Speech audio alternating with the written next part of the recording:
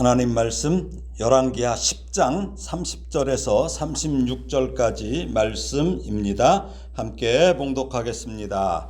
여호와께서 예후에게 이르시되 네가 나 보기에 정직한 일을 행하되 잘 행하여 내 마음에 있는 대로 아합 집에 다 행하였은즉 네 자손이 이스라엘 왕위를 이어 4대를 지내리라 하시니라. 그러나 예후가 전심으로 이스라엘 하나님 여호와의 율법을 지켜 행하지 아니하며 여로보암이 이스라엘에게 범하게 한 그 죄에서 떠나지 아니하였더라. 이때에 여호와께서 이스라엘에서 땅을 잘라내기 시작하심에 하사엘이 이스라엘의 모든 영토에서 공격하되 요단 동쪽 길르앗 온 땅 곧 갓 사람과 루벤 사람과 므낫세 사람의 땅 아르논 골짜기에 있는 아로엘에서부터 길르앗과 바산까지 하였더라. 예후의 남은 사적과 행한 모든 일과 업적은 이스라엘 왕 역대지략에 기록되지 아니하였느냐. 예후가 그의 조상들과 함께 잠에 사마리아에 장사되고 그의 아들 여호아하스가 그를 대신하여 왕이 되니라. 예후가 사마리아에서 이스라엘을 다스린 횟수는 28해이더라. 아멘.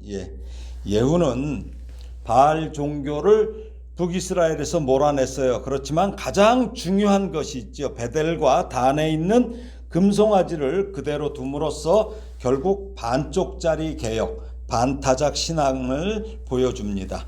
예후가 하나님의 뜻을 잘 수행한 부분도 있었지만 여로보암 이후에 북이스라엘의 그 종교 전통, 이게 전통이 돼버렸어요. 금송아지 숭배가. 이것을 여전히 끊어내지 못한 죄악도 보게 됩니다. 이게 참 전통이라는 게 무서워요. 잘못된 전통도. 우리도 포기하지 못하는 것 때문에 하나님께서 그것을 잘라내기 시작하시면 우리에게도 괴로움이 찾아옵니다. 물질을 하나님과 바꾸는 신자들이 의외로 많습니다. 권력도 마찬가지죠. 그리고 세상의 명예와 관련된 일로 하나님의 일과 충돌이 오기도 합니다. 요즘은 휴대폰이 그 자리를 대신하고 자녀가 그 자리를 대신한 지는 꽤 오래됐습니다. 부활하신 예수님께서 배신한 베드로에게 네가 나를 사랑하느냐고 3번 물으실 때에 유독 처음에 물으실 때는 네가 이 사람들보다 나를 더 사랑하느냐고 이렇게 비교하시면서 마치 과거에 베드로가 다른 제자들과 비교하면서 자기 자신만은 예수님을 버리지 않겠다고 말한 그 베드로의 결사적인 모습은 물론 그러한 헌신적인 사랑, 이것이 어때요? 마음으로는 진심이었을 거예요. 그렇지만 결과적으로는 예수님을 버리고 말았습니다. 우리도 마음으로는 주님을 가장 사랑합니다. 그러나 그 마음과 바꿀 어떤 것이 자신 앞에 펼쳐질 때 그 마음이 변하지 않도록 이 포기하는 문제가 늘 우리 주변에 도사리고 있습니다. 늘 그래요. 늘 마음으로는 늘 주님 사랑하죠. 근데 현실로 따보면은 전혀 다른 이야기가 된다는 거죠. 우리가 결코 예후보다 더 신앙이 좋을 것이라고 장담할 수 있을까요? 쉽지 않아요. 저는 분명히 없습니다. 저는 오히려. 그래서 오늘 말씀을 기억하고 또 기억해야 합니다. 훈련을 많이 한 병사가 전장에서 피를 적게 흘린다는 말처럼 그래서 우리 성도들, 신자들은 경건의 훈련을 부단히 해야 할 것입니다. 오늘 본문 30절, 31절을 다시 읽어보겠습니다. 여호와께서 예후에게 이르시되 네가 나보기에 정직한 일을 행하되 잘 행하여 내 마음에 있는 대로 아합 집에 다 행하였은즉 네 자손이 이스라엘 왕위를 이어 4대를 지내리라 하시니라. 그러나 예후가 전심으로 이스라엘 하나님 여호와의 율법을 지켜 행하지 아니하며 여로보암이 이스라엘에게 범하게 한 그 죄에서 떠나지 아니하였더라. 여기 사실 하나님께서 예후에게 하신 말씀은 이 북이스라엘의 그 왕들에게 하신 하나님의 말씀 중에서 유일한 칭찬의 말씀이에요. 북이스라엘의 왕들에게는 칭찬이 없었어요. 여기 정직한 일 야샤르. 야샤르는 뭐냐면 바알을 섬긴 아합의 집을 철저히 심판한 일을 얘기해요. 이게 정직한 일이. 야샤르는 다윗과 남유다 왕들 그 가운데 비교적 선한 왕들을 평가할 때 자주 사용되었던 말이 이 정직하다, 이 야샤르예요. 그래서 열왕기하 12장 2절에 보면은 요아스는 제사장 여호야다가 그를 교훈하는 모든 날 동안에는 여호와 보시기에 정직히 행하였을 때, 여기 또 야샤르예요. 또 14장 3절에 보면 요아스의 아들 아마샤, 그리고 15장 3절에 보면 아마샤의 아들 우시야, 또 15장 34절에 보면 우시야의 아들 요담, 그리고 18장 3절에 히스기야, 또 22장 2절에 요시야 등에 사용이 됐어요. 이 정직한 일이. 그러니까 이 단어가 그런데 유독 예후에게 사용된 거예요. 그러니까 상당히 귀한 거죠. 그런데 하나님은 예후가 정직한 일을 어떻게 잘 행했다고 그래요? 내 마음에 있는 대로, 즉 하나님이 원하시던 모든 것, 하나님이 계획하신 모든 것을 하나님의 마음과 합하여 행했다는 것이에요. 그러니까 우상 숭배자들과 이 우상 숭배를 아주 근절시킨 것은 하나님 보시기에 아주 좋은 일이죠. 그래서 예후는 아합 가문을 심판하시려는 하나님의 도구로 선택돼서 하나님의 뜻에 따라 모든 일을 행하였던 것이죠. 그래서 하나님께서도 그에게 그의 자손이 이스라엘의 왕위를 4대 동안 이을 것이라는 복된 약속을 주셨습니다. 이 또한 북이스라엘의 그 어느 왕도 가지지 못한 긴 기간이에요. 제일 길어요. 그 왕조가, 예후의 왕조가. 그런 의미에서 보면 예후는 성공적인 인생을 산 인물이라고 할 것입니다.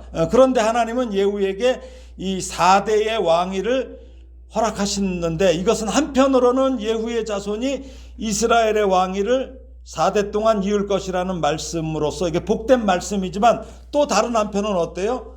부정적인 의미가 내포된 말씀이에요. 왜 그렇습니까?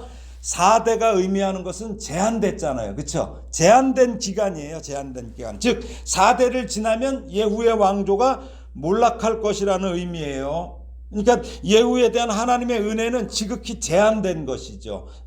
그에 대한 하나님의 은혜가 제한적으로 이렇게 주어진 이유는 앞서 하나님께서 예후가 정직한 일을 내 마음에 있는 대로 잘 행한 것에 대한 은혜로예요.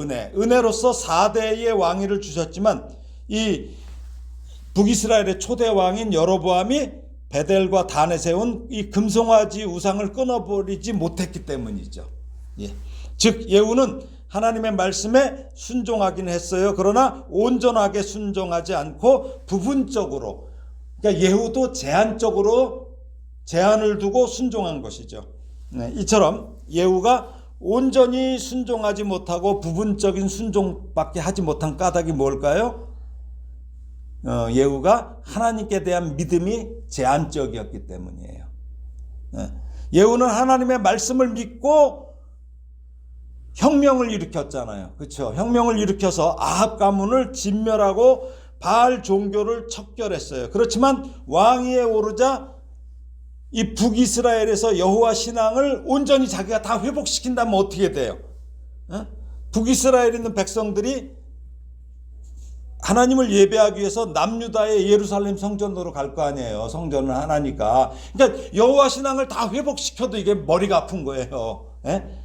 그래서 자신의 왕권이 약화될 것을 우려해서 여로보암이 왕권 강화를 위해서 처음에 만든 게 이게 금송아지잖아요. 그리고 역대의 북이스라엘의 왕들이 그것을 그대로 따랐잖아요. 이 금송아지 우상 숭배 정책을 버리지 못하고 그대로 예후 역시 따른 것이에요. 이것은 그가 자신을 북이스라엘의 왕으로 세우신 하나님을 온전히 신뢰하지 않았다는 의미예요. 결국 예후의 이 제한된 믿음이 제한된 순종을 하게 됐고 하나님의 은혜마저 제한하고 말았던 것이죠. 오히려. 우리 하나님의 은혜는 끝이 없어요. 만일 예후가 아합의 가문을 진멸하고 바알 종교를 척결하였어요. 여기서 그치지 않고 이 북이스라엘의 고질적인 이 금송아지 우상 숭배까지 만약에 다 척결했다면 북이스라엘이 아수르에 그렇게 허망하게 망하지 않았을 것이에요. 또 예후의 왕조도 4대가 아닐 거예요. 출애굽기 20장 6절에 보면 나를 사랑하고 내 계명을 지키는 자에게는 언제까지? 1000대까지 은혜를 베푸느니라고 분명히 약속하신 것처럼 이게 계속 이어졌을 거예요. 하나님의 은혜는 다함이 없어요. 무한해요. 그렇지만 우리의 제한된 믿음과 우리의 제한된 순종이 하나님의 은혜를 제한한다는 것을 우리는 기억해야 합니다. 시편 81편을 볼까요?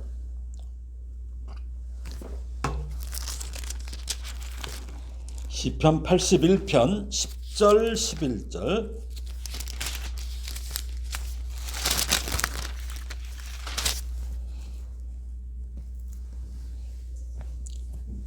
읽겠습니다. 나는 너를 애굽 땅에서 인도하여 낸 여호와 네 하나님이니 네 입을 크게 열라 내가 채우리라 하였으나 내 백성이 내 소리를 듣지 아니하며 이스라엘이 나를 원하지 아니하였도다.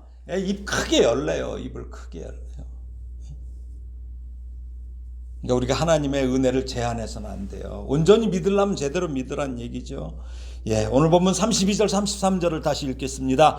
시작. 이때 여호와께서 이스라엘에서 땅을 잘라내기 시작하심에 하사엘이 이스라엘의 모든 영토에서 공격하되 요단 동쪽 길르앗 온 땅 곧 갓사람과 루벤 사람과 므낫세 사람의 땅 아르논 골짜기에 있는 아로엘에서부터 길르앗과 바산까지 하였더라. 여기 하나님께서 이스라엘에서 땅을 잘라내셨다. 이 말씀에서 잘라내다라는 말이 그 전에 개역 한글 성경에는 찢었다고 그랬어요. 찢었다. 찢었다는 말은 북이스라엘의 이 영토 일부를 쪼개서 잘라내셔서 하사엘에게 주셨다는 거예요. 이방 왕에게 주셨다는 거예요. 이들이 살아온 가나안 땅이 어떤 땅입니까? 하나님께서 그들에게 약속으로 주신 땅이잖아요. 그런데 원래 가나안 땅의 원주민들이 왜 쫓겨났어요? 그들의 죄악이 가득 차서 쫓겨났죠. 그러니까 지금 이스라엘이 지금 그 길을 가고 있다는 것이죠. 그래서 그 땅을 잘라내신다는 의미는 하나님의 복과 은혜로부터 떨어져 나간다는 것이죠. 그런데 이때 여호와께서 이스라엘에서 땅을 잘라내기 뭐라고 그래요? 시작하심에. 그러니까 뭐예요? 이제 재난이 이제 시작됐다는 거예요. 이제 시작이라는 거예요. 이게 머리 아프죠. 이 같은 재난이 앞으로 점점 더 심화되죠. 더 악화되고 확대될 것이라는 의미죠. 실제로 하사엘이 통치하는 그 초기인 주전 841년에 아수르가 아람을 공격해요. 아람을. 그래서 아람 군대를 다 그냥 격파하고 다메섹을 포위해서 다메섹의 동산과 숲을 이렇게 회파했어요. 근데 바로 이 해에 예후는 그 살마네셀 3세에게 복종을 해요. 아수르에. 그리고 공물을 바쳐요. 그러면서 친아수르 정책을 펴기 시작했어요. 그리고 예후의 후손들도 이 정책을 그대로 따랐어요. 사실은. 그러니까 아람 왕 하사엘이 열받잖아요. 그래갖고 적대 관계에 있는 아수르를 예후가 섬기고 지지하니까 그에 대한 보복으로 이스라엘을 지속적으로 공격한 거예요. 그러나 사실은 이러한 역사적인 사건들의 배후에는 하나님의 개입과 섭리가 당연히 있지요. 그래서 그 하나님의 뜻대로 이루어지는 것을 우리는 기억해야 돼요. 열왕기서 저자는 지금 이거 열왕기서 쓸 때가 언제라고 그랬어요? 바벨론의 포로로 끌려왔을 때예요. 유대인 포로들. 그렇죠? 그때 썼어요. 그들이 왜 그곳에 있는지를 알리려는 거죠. 왜 우리가 이 꼴이 됐냐? 열왕기서는 다른 성경의 그 역사서와 마찬가지로 세속적인 역사가의 관점으로 쓴 것이 아니에요. 오로지 하나님의 관점, 그러니까 하나님과의 관계에서, 그리고 예언적인 관계에서 기록됐어요. 세상 역사는 어때요? 하나님을 빼고 기록해요. 그렇지만 성경의 역사서는 오직 하나님과 관계가 가장 중요한 것입니다. 여호수아서를 볼까요? 여호수아서 24장입니다.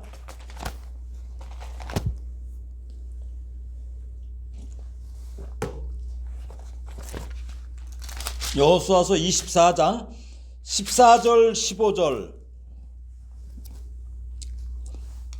네, 함께 읽겠습니다. 그러므로 이제는 여호와를 경외하며 온전함과 진실함으로 그를 섬기라. 너희의 조상들이 강 저쪽과 애굽에서 섬기던 신들을 치워버리고 여호와만 섬기라. 만일 여호와를 섬기는 것이 너희에게 좋지 않게 보이거든 너희 조상들이 강 저쪽에서 섬기던 신들이든지 또는 너희가 거주하는 땅에 있는 아모리 족속의 신들이든지 너희가 섬길 자를 오늘 택하라.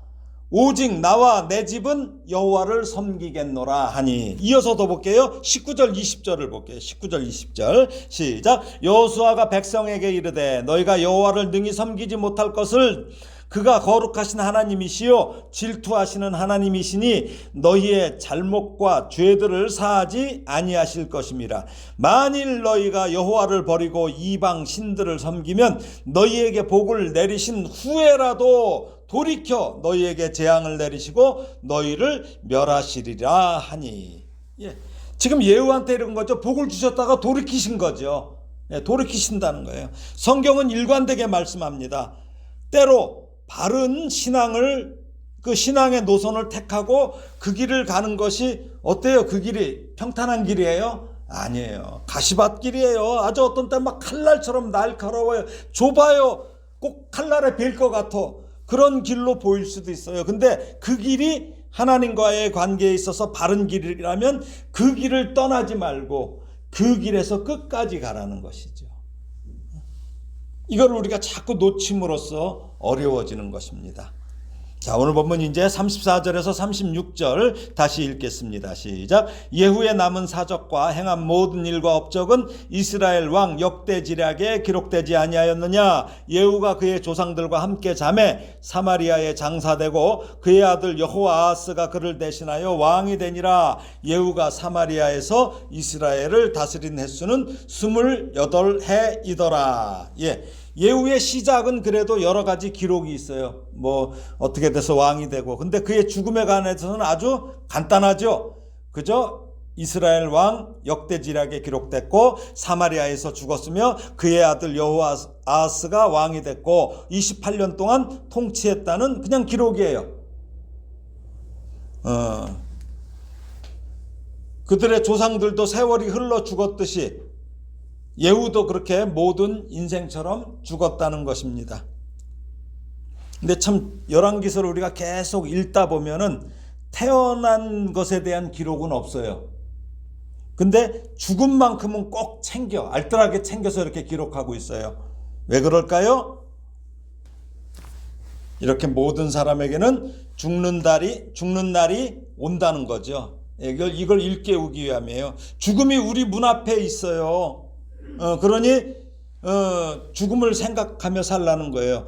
그 전에 그 상여 소리를 보게 되면은 창문 밖이 저승이라고 뭐 이런 상여 소리가 있어요. 창문 밖이 바로 그 자신의 죽음을 기억하라. 너는 반드시 죽는다는 것을 기억하라. 내가 죽을 것을 기억하라는 뜻의 라틴어가 바로 메멘토 모리예요. 메멘토 모리. 메멘토 모리. 이것은 뭐냐면 고대 로마에서 전쟁에 나가서 승리해서 개선하는 장군이 탁 돌아와서 그 로마 거기를 시가 행진을 쫙 할 때 노예를 시켜서 행렬 뒤에서 큰 소리로 외치게 했던 거예요. 그러니까 개선해서 가고 있는데 노예는 뭐라고 그래요? 메멘토 모리, 메멘토 모리예요. 너는 반드시 죽는다는 것을 기억하라. 그 왕한테, 개선 장군한테 그렇게 얘기를 합니다. 내가 죽는 것을 기억하라. 왜 그럴까요? 전쟁에서 승리했다고 너무 우쭐대지 말라. 오늘은 개선 장군이지만 너도 언젠가는 죽는다. 그러니 겸손하게 행동하라는 의미에서 생겨난 풍습이라고 합니다. 아이가 밖에서 놀다가 저녁 때가 되면 엄마가 뭐라고 그래요? 야, 그만 놀고 들어와 그러죠? 그러면 아무리 재미있게 놀던 것도 다 내려놓고 장난감도 내려놓고 엄마에게 들어가잖아요. 그러듯이 하나님께서 우리를 부르실 때 우리 장난감 있죠? 손에 쥔 권력, 물질, 명예, 미련 이 모든 것 다 내려놓고 즉시 가야 돼요. 그러면 가게 되면 뭐가 있어요? 계산을 해요. 계산할 것이 있어요. 잘 살았는지 못 살았는지, 얼마나 이웃과 하나님을 위해 남기는 삶을 살았는지 이걸 다 계산할 거예요. 우리가 세상이 살만하다고 누릴 것 다 누리며 계속 살 수만은 없어요. 오히려 절제 속에서 주님을 위한 삶을 살아야 됩니다. 이웃을 위한 삶을 살아야 됩니다. 미국의 그 나바호의 그 인디언은 이런 말을 교훈을 해요. 네가 세상에 태어날 때 너는 울었지만 세상은 기뻐했으니 네가 죽을 때 세상은 울어도 너는 기뻐할 수 있도록 그런 삶을 살아라고 교훈한다고 합니다. 교훈했대요. 그렇게 세상에서 만만치 않은 삶을 살면서 그래도 열심히 살고 주님을 위해, 의를 위해 믿음을 따라 사는 성도들에게 죽음은 하나님의 심판의 의미보다 우리 성도들에게는 안식의 의미예요. 공부 못하는 애들은 시험날이 괴로워요. 공부 잘하는 날은 어때요? 잘하는 애는 기다려요. 기다려요. 주님을 위해 이 세상을 힘들게 살아가지만 주님께서 안식을 준비하시고 기다리시는 거예요. 그리고 그때 주님께서 정확한 계산으로 존귀와 칭찬과 상급을 주실 것입니다. 히브리서 9장 27절에 한 번 죽는 것은 사람에게 정하신 것이요 그 후에는 뭐가 있어요? 심판이 있으리니. 야고보서 1장 10절에서 12절 제가 읽겠습니다. 부한 자는 자기의 낮아짐을 자랑할지니 이는 그가 풀의 꽃과 같이 지나감이라. 해가 돋고 뜨거운 바람이 불어 풀을 말리면 꽃이 떨어져 그 모양의 아름다움이 없어지나니 부한 자도 그 행하는 일에 이와 같이 쇠잔하리라. 시험을 참는 자는 복이 있나니 이는 시련을 견디어 낸 자가 주께서 자기를 사랑하는 자들에게 약속하신 생명의 면류관을 얻을 것이기 때문이라. 말씀을 정리합니다. 이스라엘 역대 왕 가운데 예후 같은 사람도 없습니다.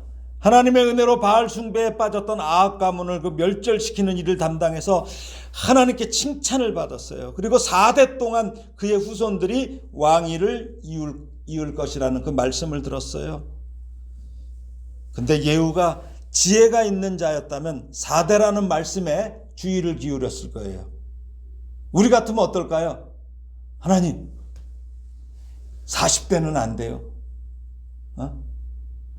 40대를 맞을지언정 여쭤봐야죠. 근데 예후는 어땠을까요? 왕이 됐다는 거, 여기에 집중했던 것 같아요. 오늘 말씀에서도 무슨 말씀이 나와요? 그러나라는 말씀이 나오죠. 그러나 예후는 하나님의 칭찬하심 이후에 그러나로 평가됩니다. 저와 여러분 모두 인생의 앞쪽은 굴곡있고 부정적이었어도 인생의 후반이거나 지금부터라도 하나님께 그러나 정직한 일을 내 마음에 있는 대로 잘 행했다고 평가받는 그러한 복된 삶이 되기 위해 지금 사는 것이 어렵고 감당하기 힘들 정도로 버겁더라도 용기를 내고 견디며 선한 사업을 끝까지 힘쓰는 그러한 복된 성도가 되기를 예수님의 이름으로 축원합니다. 아멘.